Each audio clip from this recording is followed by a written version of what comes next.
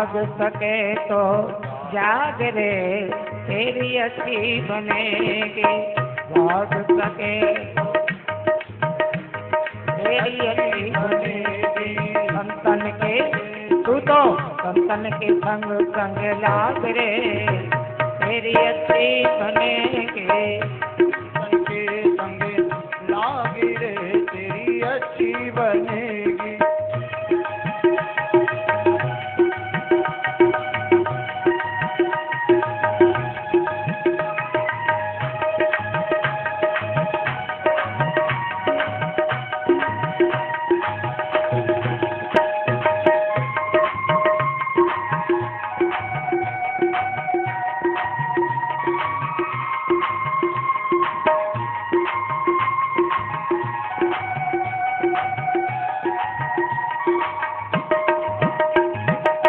ध्रुव जी की बन गई प्रहलाद की बन गई, ध्रुव जी की बन गई प्रहलाद जी की बन गई, ध्रुव की बन गई प्रहलाद की बन गई, ध्रुव जी की बन गई प्रहलाद की बन गई। राम भजन में लाग रे तेरी अच्छी बनेगी तू, राम भजन में लाग रे जय अच्छी बनेगी। संतन के संग लाग रे तेरी अच्छी बनेगी, ओ संतन के संग लाग रे तेरी अच्छी बनेगी।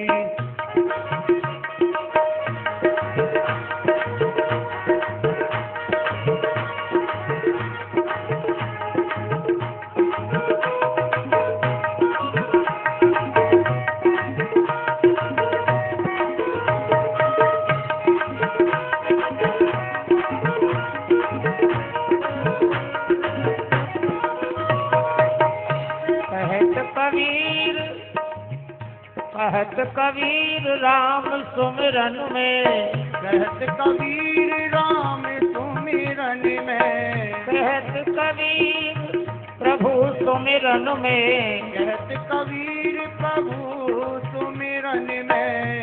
या तन को पाग सके तो पाग रे तेरी अच्छी बनेगी, सके तो पाग रे तेरी अच्छी बनेगी। जय हो।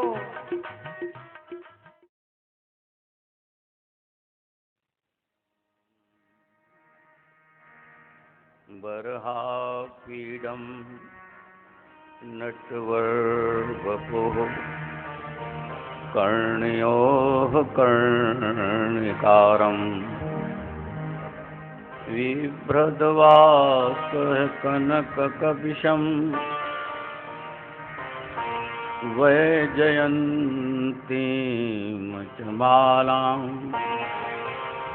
रन्ध्राणवेणोर्धरसुधया पूरयन् गोपवृन्दै वृन्दारण्यं स्वपदरमणं प्राविशद गीतकीर्ति, प्राविशद गीतकीर्ति। श्यामं हिरण्यपरिधिं वनमाल्यवरधातु प्रवाल नटवेश मनोव्रतांसे विन्यस्तहस्तमितरेण धुनानमब्जं कर्णोत्पलालक कपोलमुखाब्जहासं कर्णोत्पलालक कपोलमुखाब्जहासं कृष्णातीरे कोकिलाकेलिकीरे गुञ्जापुञ्जे देवपुष्पादिकुञ्जे कम्बुग्रीवौ क्षिप्तबाहुचलन्तौ राधा कृष्णौ मङ्गलं मे भवेता मङ्गलं मे भवेता विद्युतदुतुषी राधिका सजल जलद घनश्याम युगल रूप नयनन बसो नहीं और सो काम नहीं और सो काम। बोलिए श्री वृंदावन बिहारी लाल की जय। ठाकुर श्री हरिहर बिहारी लाल की जय। जगत गुरु श्री चंद्र भगवान की जय।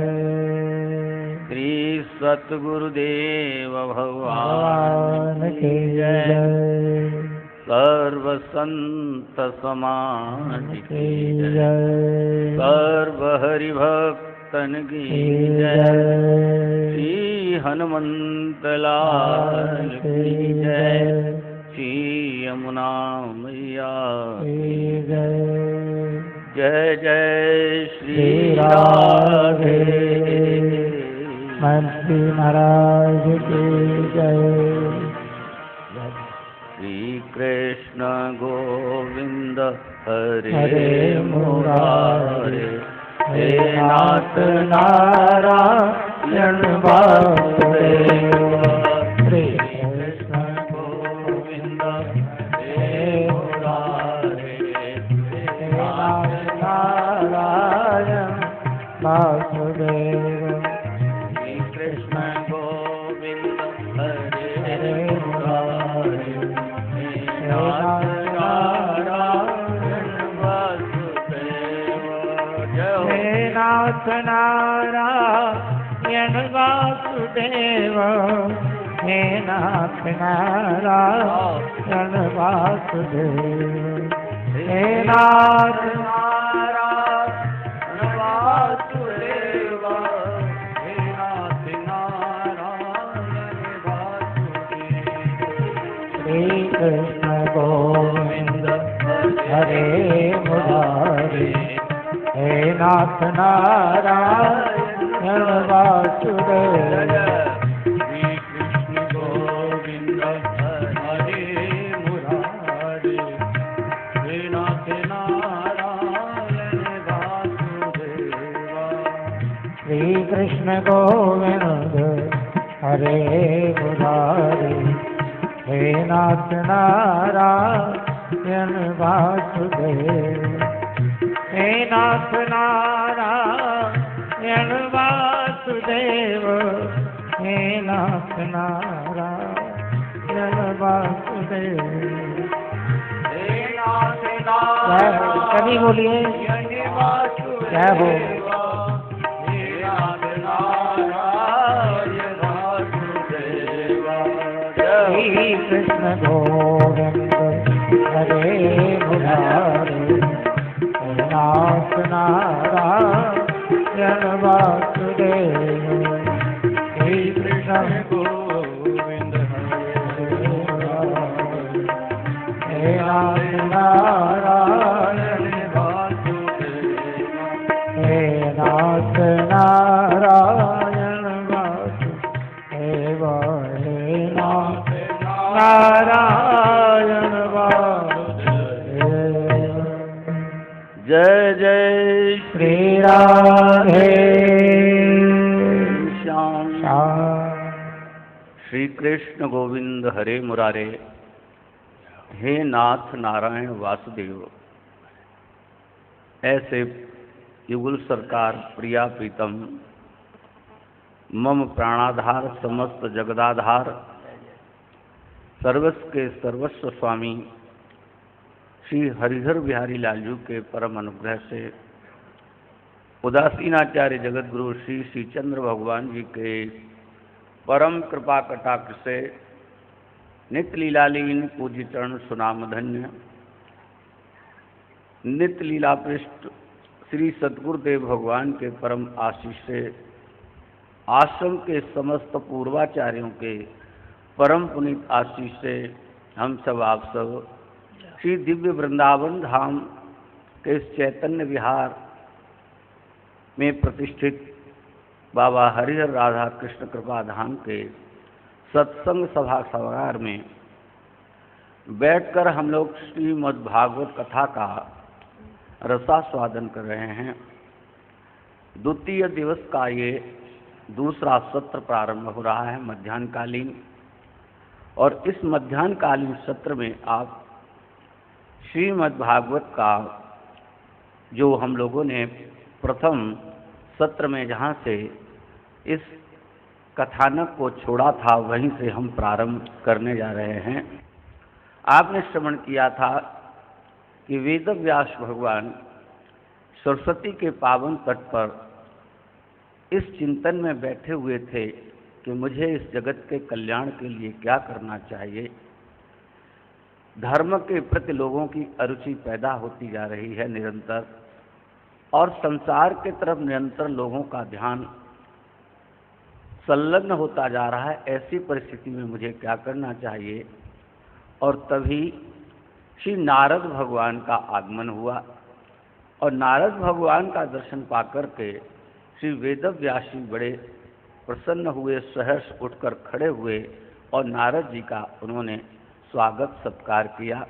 हम लोगों ने यहीं इस प्रसंग को छोड़ा था और कहा था कि दोनों महापुरुषों को बैठने दीजिए, इनको विश्राम करने दीजिए, कुशल क्षेम आपस में एक दूसरे को पूछने देना चाहिए। तो श्री व्यास भगवान अथवा सूत जी महाराज कह रहे हैं, हे सौनकादिक ऋषियों, जब इस प्रकार से नारद भगवान का आगमन हुआ, कुशल क्षेम पूछने के बाद में श्री नारद जी ने श्री वेदव्यास जी से पूछा कि वेदव्यास जी, आप इतने चिंतित क्यों हैं, आप इतने उदास क्यों हैं, आपके मन में उदासी का ऐसा कारण क्या है। तब व्यास जी ने कहा कि नारद जी, आप तो सब कुछ जानते हैं, आप सर्वज्ञ हैं, आप परम विद्वान हैं, और आपने समस्त तत्व का इस तरीके से दर्शन प्राप्त किया हुआ है। मुझे असंतोष है, मेरे मन में संतोष नहीं है, इसका कारण क्या है, आप मुझे बतलाइए। मैं इस कारण को जानना चाहता हूं कि मेरे मन में क्यों असंतोष है। और व्यास जी को असंतोष की चुभन इसलिए भी होती है कि मैंने वेदों के 4 भाग किए, इतिहास पुराणों की रचना की, इतना बड़ा बृहद ग्रंथ महाभारत की रचना की, उसके बाद भी मेरे हृदय में किसी भी प्रकार का कोई संतोष प्राप्त नहीं हुआ। कृपा करके आप बतलाइए कि मुझ में वो कौन सी कमी है। इन कथाओं से ये ज्ञान होता है। देखो, वेदव्यास जी भगवान के अंशा अवतार हैं, इतने परम ज्ञानी हैं, लेकिन फिर भी अपनी कमी को श्री नारद जी के सामने व्यक्त करते हैं, उनसे पूछते हैं। इन कथाओं से ये संदेश जाता है, अगर आपके हृदय में कोई भी असंतोष हो और कोई कमी हो, तो आप जिसे अपने से बड़ा विद्वान मानते हैं, समझते हैं आपकी दृष्टि में, तो उसके समीप जाइए और अपनी शंकाओं का समाधान अवश्य करना चाहिए। मन में कोई अहम नहीं लाना चाहिए, अरे हम उनके पास जाएंगे और हम ऐसा पूछेंगे तो वो क्या कहेंगे और क्या समझेंगे। सोचेंगे कि अरे ये इतने पढ़े लिखे हो जाने के बाद, विद्वान होने के बाद, इनके मन में अभी भी असंतोष है। तो ये जो भावना मानव के मन में हीन भावना आ जाती है, तो उससे हमारा जो कल्याण होने वाला है वो रुक जाता है। इन महापुरुषों के कथानक से और इनके चरित्र से ये संदेश जाता है कि नहीं, मानव को अगर उसे सुधरना और अपने आप को सुधारना है, तो इन अवरोधों को अपने हृदय से उसे निकालना चाहिए और निकाल देना चाहिए। नारद जी कहते हैं, अरे व्यास जी महाराज, आपका असंतोष का कारण जो मेरी दृष्टि में, जो मेरे विचारधारा में है, आपने इतने इतिहास पुराणों की शब्द की रचना की, लेकिन उन पुराणों में, इतिहासों में आपने भगवद यश का वर्णन नहीं किया, परमात्मा की चरित्र का कहीं वर्णन नहीं किया है, आपने लौकिक धर्म की चर्चा का वर्णन किया है। आप इसे समझ लीजिए कि संसार के विषय पर आप कितनी भी रचनाएं, कितनी अच्छी से अच्छी पुस्तकें लिख दें, लेकिन फिर भी वह आध्यात्मिक दृष्टि से, शास्त्रांत दृष्टि से वो किसी काम की नहीं है। वो हैं तो केवल संसारिक लोगों के लिए और सांसारिक जीवन के ही लिए। नारद जी ने कहा कि आपने भगवद यश का वर्णन किया, और भगवद यश का वर्णन किए बिना आपको आत्मतुष्टि हो ही नहीं सकती। दूसरी बात और बताऊं आपको, ये ज्ञान की बात है, समझ की बात। आत्मा का भोजन जो होता है वह भगवान का भजन ही है, और संसार का जो जितना भी आप लौकिक कर्म करते हैं वो आपके शरीर का धर्म, जो आपका सूक्ष्म अंतःकरण है, मन बुद्धि चित्त अहंकार अथवा इसका वो भोग्य पदार्थ है। तो आत्मा का भोजन, आत्मा की तुष्टि को अगर चाहते हैं तो जो परमात्मा का लीला चरित्र है, परमात्मा का जो नाम है, परमात्मा का यश वर्णन है, उससे ही आपकी आत्मा संतुष्ट होगी, उसी से वो तुष्ट हो सकती है। जिसका जो भोजन है वो आप उसको देंगे, उसी से उसकी आत्मतुष्टि हो सकती है, दूसरे से उसकी आत्मतुष्टि हो ही नहीं सकती। तो नारद जी ने सीधा सीधा कहा कि हे वेदव्यास जी, आपने भगवद यश का वर्णन नहीं किया, परमात्मा के नामों का गुणानुवाद नहीं किया, भगवान की नाम की महिमा का आपने वर्णन नहीं किया, और जो कुछ आपने किया है वो तो कैसा है मालूम है आपको? बोले कैसा है? तदवायसम तीर्थमुशंति, ऐसा समझिए जैसे जहाँ कौवों का, वायसों का तीर्थ होता है, उसी प्रकार से आपने जितने भी ग्रंथ लिखे, मान लीजिए कौवों का तीर्थ है जैसे आपने लिखा। जब नारद जी ने इस प्रकार का कहा, वह व्यासनाथ जी कहने लगे कि व्यास जी, आपका तो बंधन छूट चुका है, आप तो दूसरों के बंधन को मुक्त कर सकते हैं। बंधन छुड़ाने के लिए दूसरों का आप भगवान के ध्यान में आप समाधि लगाइए, और समाधि योगी के माध्यम से जो परमात्मा ने अनेक कल्पों में जो लीलाएं की हैं, परमात्मा ने जो भी लीला चरित्र परमात्मा ने किए हैं, समाधि के माध्यम से आप उनका अवलोकन कीजिए, आप उनको देखिए। और भागवत में यही कारण है, आप देखेंगे, इस पर ध्यान देंगे विशेष रूप से, तो अनेक प्रकार की कथाओं का इसमें संकलन मिलता है। इसका कारण मैं जब चिंतन करता हूँ तो मुझे ऐसा लगता है कि वेदव्यास जी ने भगवान अपने ध्यान के माध्यम से जब अनेक कल्पों की लीलाओं का दर्शन किया, और उन लीलाओं में भी से जो लीला श्री वेदव्यास जी को बहुत प्रिय लगी, उनकी आत्मा को अच्छी लगी, उन्होंने उस लीला को ले लिया, और उस लीला को लेकर के श्रीमद् भागवत में उसको ग्रंथित कर दिया, सुगुम्फित कर दिया। इसीलिए भागवत में अनेक प्रकार की कथाएं आपको प्राप्त होती हैं। नारद जी ने कहा कि महाराज, आप ध्यान योग के माध्यम से, समाधि के माध्यम से आप भगवत यश का वर्णन कीजिए, परमात्मा के लीला चरित्र का वर्णन कीजिए, उनके नाम का चिंतन कीजिए। भगवान का जो भजन करता है वेदव्यास जी महाराज, उसे इतना आनंद आता है, इतना आनंद आता है कि वह उसे छोड़ना ही नहीं चाहता, पर आनंद आना चाहिए। भगवान का जो आनंद है, एक बार आप उसको चख लेंगे। वाणी में आता है कि भगवत रस की महिमा का वर्णन किया, किन का इक जिस जी बसावे, ताती महिमा गनी न जावे। जो भगवत रस का इतना सुई कि तीखी नोक को आप उस आनंद रस में डुबो दीजिए, और ऊपर उठाइए उस सुई को, और उसकी तीखी नोक पर जितना भी बूंद है उस भगवत रस का, उस ब्रह्म रस का, और आपकी जीवा पर टकवा दिया जाए, तो कहते हैं आप इतने आनंदित हो जाएंगे, इतने आनंदित, उसकी महिमा दूसरे लोग, क्यों कि आपकी अंदर की जो बात, आनंद का जो आनंद बखान न आप कर सकते हैं, न उसका दूसरे लोग कर सकते हैं। गोस्वामी तुलसीदास जी से लोगों ने पूछा कि ये कैसे जाना जाए कि प्रभु हमें प्रिय लगने लगे हैं, ये कैसे पहचान होगी? आप भी ईश्वर का भजन करते हैं, हम भी करते हैं, सब लोग करते हैं ईश्वर, लेकिन ये कैसे पहचान हो जाए होगी कि हमें राम अच्छे लगने लगे, भगवान हमें अच्छे लगने लगे, इसका कैसे ज्ञान? तो गोस्वामी तुलसीदास ने बड़ी सुंदर बात कही कि जो मोहि राम लागते नीके, जो मोहि राम लागते नीके, सटरस नवरस हो जाते सब सीठे, जो मोहि राम लागते नीके।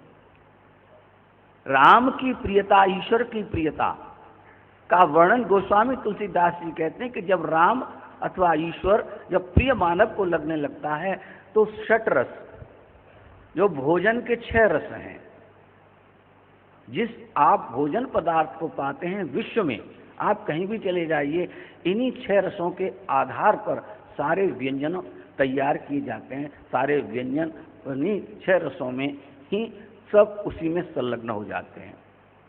6 रस कौन से हैं? मीठा, आप देखिए जिन पदार्थों में मीठा मिला हुआ है वो एक रस उसमें हो गया, वो कुछ भी ले लीजिए।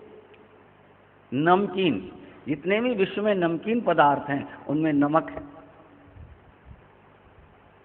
खट्टा और चरबरा, कड़ुआ और कसैला, ये 6 रस हैं। ये भोजन में 6 रस हैं और इन्हीं 6 रसों में विश्व के जितने भी पकवान, जितने भी भोजन बनते हैं वो इन्हीं से हैं, इनसे परे और कोई नहीं है। गोस्वामी कहते हैं षट रस, जो भोजन के 6 रस हैं उनसे भी वो आदमी भगवान का रस जब उसे लगा तो उससे भी वो विरक्त हो जाता है। नवरस, 9 रस साहित्य के माने गए हैं, साहित्य के भी 9 रस माने जाते हैं। इसमें श्रृंगार रस आ जाता है, रौद्र रस आ जाता है, बीभत्स रस आ जाता है, करुणा रस आ जाता है। साहित्य में 9 रस हैं। भोजन के 6 रस, साहित्य के 9 रस और ये भगवत रस। तो जो भगवत रस है, जब मानव को उसका आनंद लगने लगता है तो गोस्वामी जी कहते हैं कि ये जो 9 रस हैं साहित्य के और भोजन के जो 6 रस हैं, बोले ये भी बेकार लगने लगते हैं और इसमें भी आदमी रमता नहीं। बस वो भगवत रस का प्यासा, उसे तो चाहिए एक ही रस चाहिए, परमात्मा का एक ही रस चाहिए, ये भगवत रस है। तो नारद जी कहते हैं अरे भगवान का जो भजन करता है और भजन करते करते जो रस आता है, इतना आनंद आता है कि उससे वह छूटता नहीं और ये रस उसको ग्रस लेता है। जैसे कि हम लोग नक्षत्र ग्रह होते हैं, ग्रह में कोई शिव शनि के ग्रह में आया हुआ है, किसी को 7.5 लगी है, किसी को ढैया लगा है, तो आप देखते वो शनि से जो पीड़ित आदमी कितना दुखी होता, कोई मंगल से, कोई राहु से, कोई केतु से, ये जो ग्रह नक्षत्र हैं अगर ये किसी को ग्रस लेते तो आदमी कितना दुखी हो जाता है।